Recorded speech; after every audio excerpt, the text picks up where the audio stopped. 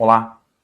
Homeostasia, homeostase, um dos conceitos mais básicos e elementares dessa ciência chamada fisiologia, e a partir do qual todos os processos fisiológicos acabam se alimentando ou acabam existindo. Vamos juntos fazer uma conversa sobre esse assunto. Olhem para o slide comigo, por favor. O que vocês veem aqui ao lado? Aqui ao lado, a gente tem talvez uma das figuras que eu mais gosto de explicar quando eu tenho que falar de ciências fisiológicas para alguém. Antes de tudo, o que é a homeostasia? Homeostasia é a manutenção das funções corporais estáticas ou quase constantes. Isso é homeostasia numa definição de algum dos livros da fisiologia que você queira procurar. Eu dou exemplos de situações de homeostasia. Por exemplo, começamos a correr e enquanto corremos, o nosso corpo começa a suar. Por que o nosso corpo começa a suar? Porque enquanto corríamos, a temperatura corporal foi aumentando e conforme houve um aumento dessa temperatura corporal, um mecanismo fisiológico foi ativado para que eu pudesse resfriar a minha temperatura corporal. E esse mecanismo fez com que eu começasse a suar. Essa é a ideia de homeostasia. Volta um tempinho nesse vídeo. Homeostasia, manutenção das funções corporais constantes, com pequenas variações. Não que esse corpo vá ficar 24 horas do dia com o mesmo valor de frequência cardíaca. Talvez se você tiver que subir 4 andares de escada, a sua frequência cardíaca aumentará um pouco. É óbvio que sim. Porém, assim que você chegar no 4º andar e começar a ficar parado neste 4º andar, a sua frequência cardíaca diminui. Homeostasia, mais uma vez, manutenção das funções corporais constantes ou com pequenas variações. Existem vários exemplos e no final das contas, quem está trabalhando são os vários sistemas, os vários órgãos, as várias células e as várias organelas desse corpo que nós chamamos de humano. E é sobre isso que eu quero focar com vocês agora, olhando para essa figura. Por favor, me acompanhem. Vamos pegar aqui o cursor para que a gente possa fazer a conversa. Acompanhem comigo.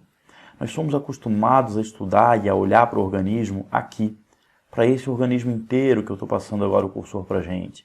Só que, para mim, um bom entendedor de fisiologia, um profissional da saúde que realmente consegue fazer um raciocínio clínico, um profissional da saúde que consegue pensar o que efetivamente está acontecendo naquele paciente. Não é aquela pessoa que única e exclusivamente segue protocolos. Um profissional que pensa é aquele profissional que tem a capacidade de transitar entre o micro e o macro. Eu explico. Talvez nós vejamos, por exemplo, um paciente que mostre dor de estômago. Ok. O seu paciente vai chegar ao consultório, vai chegar à farmácia, vai chegar no local onde você vai conversar com esse paciente, atender esse paciente, reclamando de dor no estômago, porque ele é um leigo. Mas um profissional da saúde bem embasado nas ciências fisiológicas, ele tem a capacidade de entender que quando esse estômago dói, na verdade ele está referindo um mau funcionamento de algum processo fisiológico. E esses processos fisiológicos não acontecem obrigatoriamente no estômago. Concentra. O que eu quero dizer é que esse processo fisiológico acontece, na verdade, vamos ser justos, nas células que formam esse estômago. Então, a manutenção dessa homeostasia que nós estamos falando, a manutenção desse funcionamento do corpo humano sem grandes variações, ela se dá pelo funcionamento de células. É lá que as coisas vão acontecer. Então, sempre que você precisar responder uma pergunta que seja feita por um paciente em nível macro, o ideal é que você se permita, no mínimo, ir para o nível micro. Ir olhar dentro de uma célula. E muitas vezes, esse olhar dentro de uma célula envolve também, vamos mais a fundo, por favor, entender de organelas. Então, tudo que você aprendeu numa disciplina como, por exemplo, a biologia celular, continua existindo na fisiologia. Tudo que você aprendeu na biologia celular e na bioquímica, continuam existindo na fisiologia. Porque a fisiologia é aquela disciplina que vem pegar esses conhecimentos prévios e dar play. Ou seja, botar para funcionar. Então a conversa é começar a entender que, por exemplo, hoje se nós formos procurar uma das explicações melhores aceitas para o surgimento da doença de Parkinson é o mau funcionamento numa organela chamada mitocôndria. Aquela mitocôndria que talvez lá na bioquímica você estudou como a organela onde acontece o ciclo de Krebs. Mas na hora que essa mitocôndria começa a falhar e aquele cálcio que está armazenado dentro dela começa a sair, eu posso desencadear mecanismos de morte celular. E isso é um dos causadores de uma doença chamada doença de Parkinson. Tá vendo o que eu quero dizer com sair do micro e chegar no macro? Então, homeostasia é a manutenção das funções corporais constantes. É a base da fisiologia. Mas a fisiologia é aquela ciência que é a base para o entendimento de todas as outras.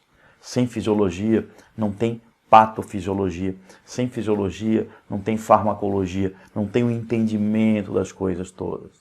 Então, para fechar esse vídeo rápido, básico, conhecimento elementar de fisiologia, o que é homeostasia, vamos juntos, vamos fazer uma revisão final sobre a coisa toda.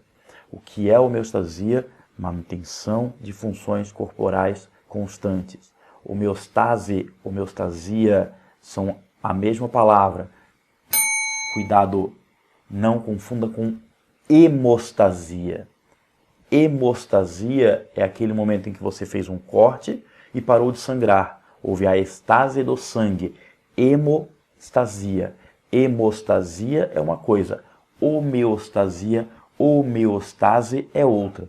E aí, agora é aqui eu, um cara de 40 anos, conversando com você, que talvez esteja começando a estudar fisiologia. Eu diria que se eu pudesse dar uma dica sobre a fisiologia bem feita, a fisiologia bem feita passa por ter atenção às palavras. Você está percebendo? Hemostasia é uma coisa. Homeostasia, homeostase é outra completamente diferente. Então, este vídeo tratou da homeostasia, da homeostase, dos vários processos fisiológicos que existem que trabalham para manter as funções corporais constantes, com poucas variações, quase estáticas. Temperatura corporal variando ali entre 36, mais ou menos 5 graus.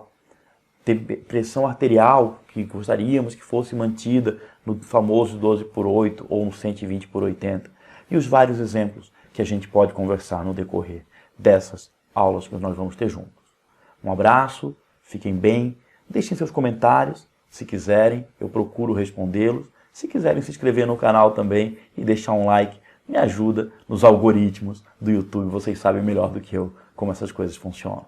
Um abraço, agora sim, tudo de bom, até uma próxima, tchau!